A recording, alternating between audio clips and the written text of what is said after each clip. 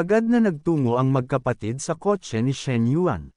Pagkadating nila roon, hindi napigilan ni Shen Yuan na agad tanungin ang kanyang kapatid kung bakit napakarami ang binili nito. Mariin namang sagot ni Shen Zuan na hindi niya rin naman ginusto, kundi masyado lang naging masigasig ang kanyang hipag. Ngumiti si Chen na at buong paniniwala niyang sinabi na si Xuan ay magsisimula na sa unibersidad kaya natural lamang na maraming bag ang kailangan nito. Dagdag pa niya, bumili rin siya ng maliliit na regalo para kina Tio at Tia, at umaasa siyang magugustuhan nila ito. Sa narinig na iyon, hindi maiwasan ni Shen Yuan na mapaisip. Kilala kasi niya si Nana bilang isang babaeng napakahigpit sa pera at laging nagdadalawang isip gumastos, kahit pa sa 5 milyong ibinigay niya rito. Ngunit pagdating sa kanyang mga magulang at kay Shen Zuan, nagiging bukas palad ito. Matapos noon, agad nang tumalikod si Chen na at mariing nagpahayag ng pamamaalam kay Shen Yuan. Sinabi niyang babalik na muna siya sa cafe dahil nagsabi si Xiao Qiu na medyo nabibigatan ito sa trabaho. Ngumiti si Shen Yuan at malumanay na sagot niya, na pupuntahan na lang niya ito mamayang gabi. Makalipas ang ilang sandali, nakasakay na ang magkapatid sa kotse. Habang inaayos ni Shen Yuan ang kanyang seatbelt, pasimpleng tinanong niya si Shen Zuan na bakit ba ito nakangiti ng ganoon. Tinanong niya kung gaano karami sa pera ng kanyang hipag ang nagastos nito. Ngunit imbes na kabahan, nakangiting sagot ni Shen Zuan habang inaayos ang kanyang buhok na mahigit 400,000 ang naubos. Sa narinig na iyon, hindi naiwas ang pag-alitan siya ni Shen Yuan. Sinabi niyang si Shen Zuan ang pinakapanganay na prinsesa ng kanilang pamilya, kaya bakit tila natutuwa ito sa paggastos lang ng ilang daang libo. Aniya, saan na raw napunta ang kanyang dignidad? Ngunit malambing na sagot lang ni Shen Zuan, na kahit noong panahong maayos pa ang kalagayan ng kanilang pamilya, hindi naman naging maluho ang kanilang ina at ama. Sa mismong sandaling iyon, seryosong nagtanong si Shen Yuan kung alam ba ng kanyang kapatid kung ano ang dapat nitong sabihin pagdating nila sa bahay. Diretsong sagot naman ni Shen Zuan na syempre, alam niya. Sasabihin na lang niya kina mama at papa na nakahanap siya ng 2 hipag para kay Shen Yuan. Sa narinig niyang iyon, hindi napigilan ni Shen Yuan na biglang idiin ang preno ng kanyang sasakyan. Habang nakatigil ang kotse, mariing sinabi ni Shen Yuan sa kanyang kapatid kung sinusubukan ba nitong ipahamak siya kay mama at ipabali ang kanyang mga binti. Paalala niya, alam naman daw ni Shen Zuan na palaging pinakamahigpit ang kanilang ina pagdating sa usapin ng lalaki at babae. Ngunit imbes na kabahan, natatawang tugon ni Shen Zuan na nagbibiro lang siya at alam naman niya kung ano ang dapat sabihin. Kasabay noon, pabirong nagtanong pa siya kung paano naman siya pasasalamatan ng kanyang kuya. Sa narinig na iyon, agad na sagot ni Shen Yuan na hindi ba't nakatanggap na ito ng mahigit 400,000 halaga ng mga regalo. Ngunit mabilis na kontra ni Shen Zuan. Pasimple niyang ipinaalala na ang lahat ng iyon ay binili ng kanyang hipag, at hindi ng kanyang kuya. Dahil dito, napatingin si Shen Yuan at agad na tinanong kung binablackmail ba siya mismo ng sariling kapatid. Ngunit natatawang sagot lang ni Shen Zuan, na hindi iyon blackmail kundi negosyo. Paano raw niya tatawaging blackmail ang isang bagay na malinaw namang usapan ng pakinabang? Sa puntong iyon, hindi na nakipagtalo pa si Shen Yuan. Kalmado niyang sinabi sa kapatid na kung may makita itong bagay na gusto, sabihin na lang agad sa kanya. Sa narinig na iyon, hindi mapigilan ni Shen Zuan ang mapasigaw sa sobrang tuwa. Halos magningning ang kanyang mukha dahil alam niyang ibibili siya ng kanyang kuya ng kahit ano pang bagay na magustuhan niya. Makalipas ang ilang sandali, nakarating na sina Shen Zuan at Shen Yuan sa kanilang bahay. Agad na ipinakita ni Shen Zuan sa kanilang mga magulang ang mga pinamili niya. Habang tinitingnan ng kanilang ina at ama ang mga bagay na dala niya, hindi maiwasan ng kanilang ina na magtaka. Sinabi nito na hindi ba't sabi ni Shen Zuan ay maglalakad-lakad lang siya. Kaya bakit napakaraming bagay ang kanyang binili?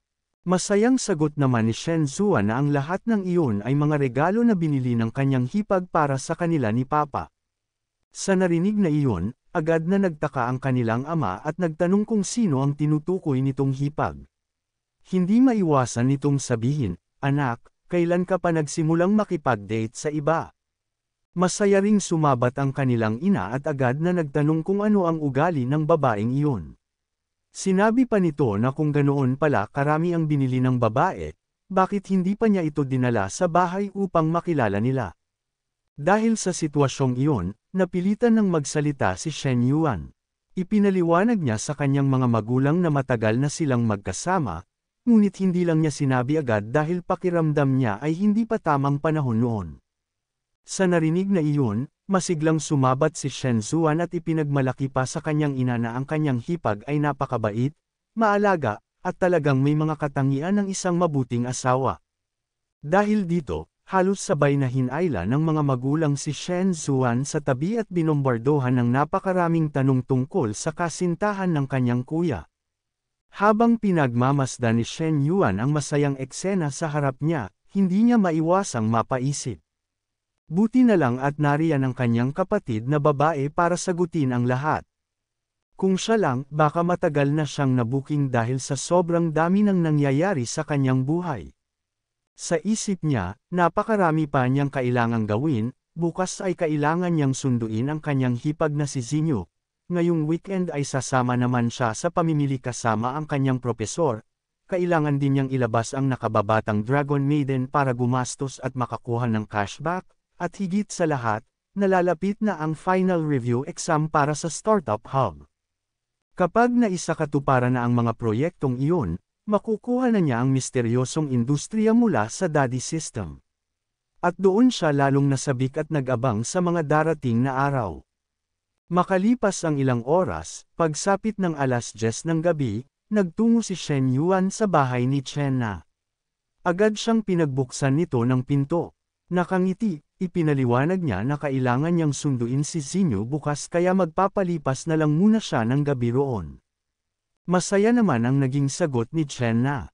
Sinabi niyang sige lang at sabay inamin na may natutunan siyang bago at matagal na niyang gustong subukan sa kanya. Habang mahigpit na nakahawak si Chen Na sa kanyang braso, nakangiting nagtanong si Shen Yuan kung ano ang tinutukoy nito. Pabirong sinabi pa niya na dahil sa mga salitang iyon, parang nawala na ang kanyang antok. Namumula ang mukha ni Chen na habang mabilis na sumagot. Sinabi nitong maghintay lang siya saglit. Makalipas ang ilang sandali, lumabas si Chen na dala ang isang mangkok ng mainit na tubig at isang tray ng mga ice cube, at agad niya itong inilapag sa ibabaw ng mesa. Nang makita iyon, hindi maiwasan ni Shen Yuan na mapakunot ang noo. Kaagad niyang tinanong ang kasintahan kung hindi ba niya siya patutulugan ngayong gabi, dahil malinaw na may kakaiba itong balak. Ngunit hindi na siya sinagot pa ni Chen Na. Sa halip, agad itong lumuhad sa harapan niya at itinuloy ang kanyang binabalak. Dahil sa biglaan itong ginawa, hindi maitago ni Shen Yuan ang pagkabigla. Napatitig na lamang siya, hindi moari kung ano nga ba talaga ang binabalak gawin ng dalaga sa kanya ngayong gabi. Sa gabing iyon, ramdam ni Shen Yuan ang biglaan at mapusok na kilos ni Chen Na. Namumula ang mukha nito habang dahan-dahan niyang ipinakita ang matinding pagnanasa at pagmamahal. Mahina ngunit puno ng emosyon ang tanong nito kay Shen Yuan kung nararamdaman ba niya ang kanyang ginagawa. Sa sagot ni Shen Yuan, mababakas ang hirap niyang kontrolin ang sarili. Buong pag-aalab niyang sinabi kay Nana na higit pa iyon sa nararamdaman lamang, pakiramdam niya ay muntik na siyang mawalan ng pagpipigil. Sa narinig na iyon, hindi na nagdalawang isip si Chen Na. Pinagpatuloy niya ang kanyang ginagawa, buo ang loob na ibigay kay Shen Yuan ang ligayang inaasam-asam nito. Kinabukasan, dumating na ang oras para ihatid ni Shen Yuan si Chen Zinyo. Habang nakaupo ito sa loob ng kotse, pinaalalahanan siya ng kanilang ina na pumunta sa bahay ng kanyang ate at tulungan ito, lalo na't abala ito sa trabaho. Ngunit mariing sinabi ni Chen Zinyo na sinabi na ng kanyang bayaw na kukuha ito ng yaya para tulungan ang kanyang ate, kaya wala masyadong dapat alalahanin. Hindi naman iyon nagustuhan ng kanilang ina at agad itong nagtanong kung anong yaya ang tinutukoy nito. Giit pa ng kanilang ina, hindi na kailangang mag-aksaya ng pera dahil kaya naman nilang gawin ang mga bagay na iyon mismo.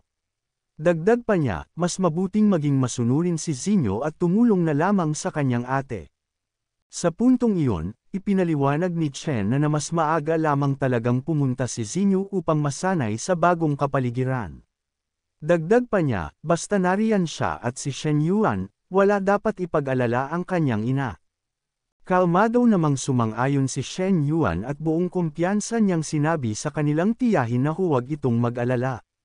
Tiniyak niyang sila ang bahala kay Zinyo at siguradong maaalagaan nila ito ng mabuti. Agad din silang umalis sa lugar.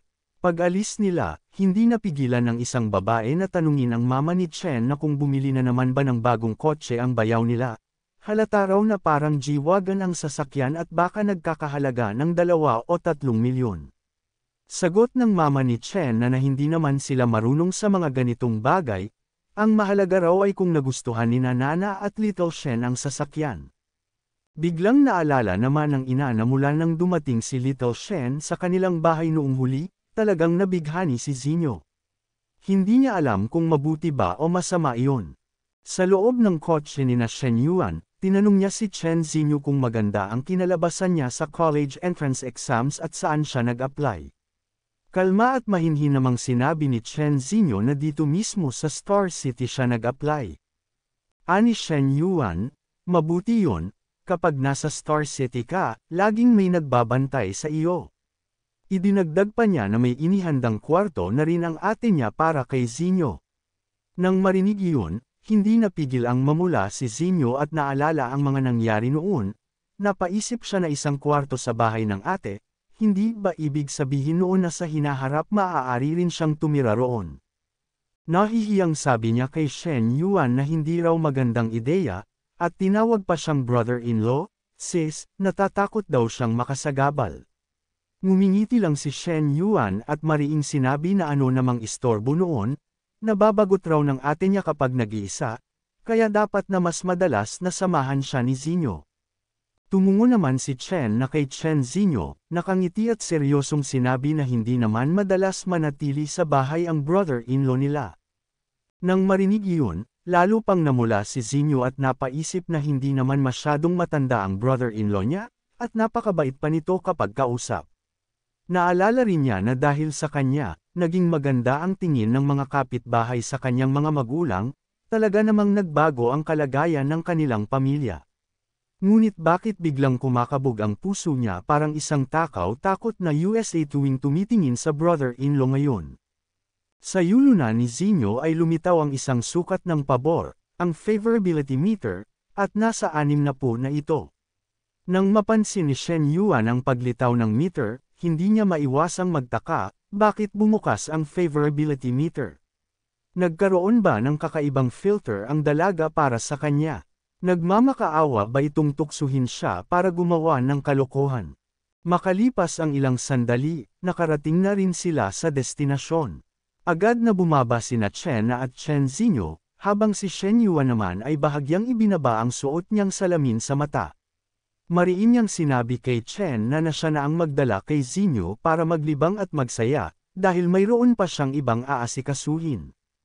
Idinagdag pa niya na huwag na silang maghintay sa kanya para sa hapunan. Agad namang tumugon si Chen na naalam na niya iyon at pinayuhan siyang ituloy na lamang ang kanyang gawain. Makalipas ang kalahating oras, sa ibaba ng tinutuluyan ni Li Meng, dumating doon si Shen Yuan. Habang dahan-dahan niyang ipinaparada ang kanyang sasakyan, napansin niya ang isang lalaking nakaupo mismo sa harapan ng kotse, malapit sa makina nito. Balisa ang lalaki at abala sa pakikipag-usap sa telepono kay Li Meng. Narinig ni Shen Yuan kung paano ito paulit-ulit na nakiusap, sinasabi na bigyan siya ni Meng Meng ng isa pang pagkakataon. Iginiit nitong nagawa lamang niya ang isang pagkakamaling nagagawa rin ng kahit sinong lalaki at hindi raw niya sinasadya ang nangyari noon. Dagdag pa niya na bumaba na lang muna si Li Meng para makapagpaliwanag siya ng harapan, at hinihiling niyang pagbigyan siya kahit isang beses lang. Sa narinig, hindi napigilan ni Shen Yuan ang mapaisip. Naisip niya na ang lalaking iyon ay walang iba kundi ang dating kasintahan ni Li Meng. Doon na niya naunawaan kung bakit napakalaki ng galit ng babae sa mga lalaking mapangaliwa. Ang matinding pagtirada na inabot niya mula kay Li Meng sa pasukan ng club noong nakaraan ay pawang dahil lang pala sa batang ito. Sa isip-isip pa ni Shen Yuan, kung nanloko ka na. Pero ang patuloy pang mangulit matapos ang hiwalayan, iyon ang tunay na nakakainis. Sabay nun, mayabang siyang tumingin sa lalaki, habang nagdedesisyon sa kanyang sarili na sa ganitong sitwasyon, kailangan niyang tulungan si Li Meng. Hindi man siya umaasa na magtanim ng utang na loob ang babae, naniniwala siyang maiintindihan ng kanyang propesor ang mabuting hangarin niya. At sa huli, naisip niyang kapag minahal mo ang isang tao, minamahal mo pati ang lahat ng bagay tungkol sa kanya, at wala na siyang magagawa kundi sundin ang damdaming iyon. Makalipas ang ilang sandali, sumakay na ang lalaki sa kanyang kotse. Ngunit nang makita niyang nakaharang ang sasakyan ni Shen Yuan, agad itong nagalit at inundayan siya ng masamang tingin. Sinabi pa niya ng mariin na mali ang ginawa ni Shen Yuan sa pagparada at hinaharangan nito ang kanyang kotse. Ngunit sa halip na sagutin, napaisip lamang si Shen Yuan. Sa kanyang isipan, tinanong niya kung bakit ba napakaiksi ng pasensya ng taong ito. Siya pa nga ang nakasakop ng 2 paradahan at nagiging bastos, pero siya pa ang may ganang magreklamo. Kaya naisip ni Shen Yuan na sa pagkakataong ito, hindi na rin siya magpapakita ng pagiging magalang.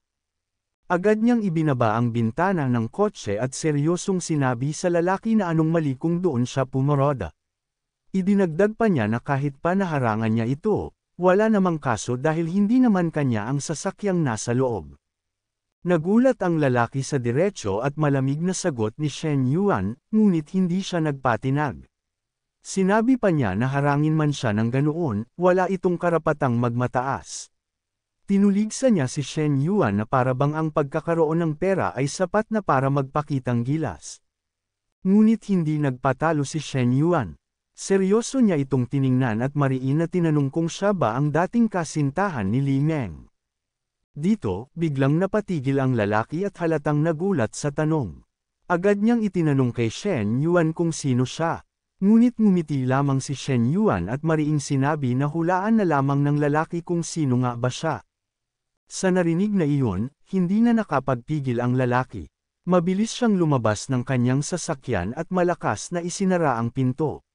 Galit na galit niyang isinambot kay Shen Yuan kung maaari bang siya na ang kasalukuyang kasintahan ni Li Meng. Ngunit hindi man lang siya pinansin ni Shen Yuan, kaya sumagi ang katahimikan sa pagitan nilang dalawa. Nakatitig pa rin ang lalaki kay Shen Yuan, at sa huli, muling sumabog ang kanyang galit. Sinabi nito na kung ganoon nga, wala nang dapat ipagtaka kung bakit ayaw siyang makita ni Li Meng. Pinalabas niya pa na ang dahilan ay nakahanap na si Li Meng ng tinatawag niyang sugar daddy. At sa pang-uuyam, idinagdag pa ng lalaki na sa ugali at matinding pag-uugali ni Li Meng, hindi rin magtatagal ang relasyon nila at hindi sila magkakaroon ng masayang wakas. Kasabay nito, ngumiti siya ng mayabang at inayos ang kanyang salamin. Sa mapanuyang tono, ipinahayag niya na 2 taon silang naging magkasama ni Li Meng, at ang dahilan kung bakit hindi ito nakahanap ng iba ay dahil hindi pa siya nito nakakalimutan. Kaya kahit pa nasa piling siya ngayon ni Shen Yuan, hinding-hindi pa rin mapapasa kanya ng buo ang babae.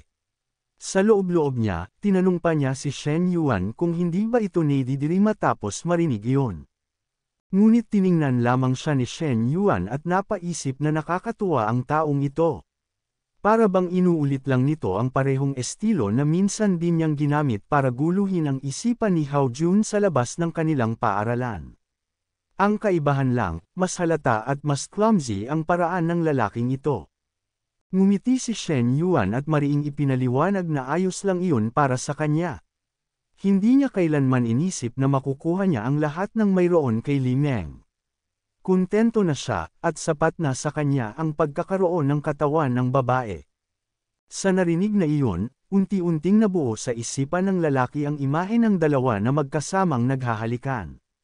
Naging lutang siya at halos mawala ng lakas, hanggang sa mahina na lamang niyang naibulalas kay Shen Yuan ang salitang, "Ano?" May nangyari na sa inyong dalawa.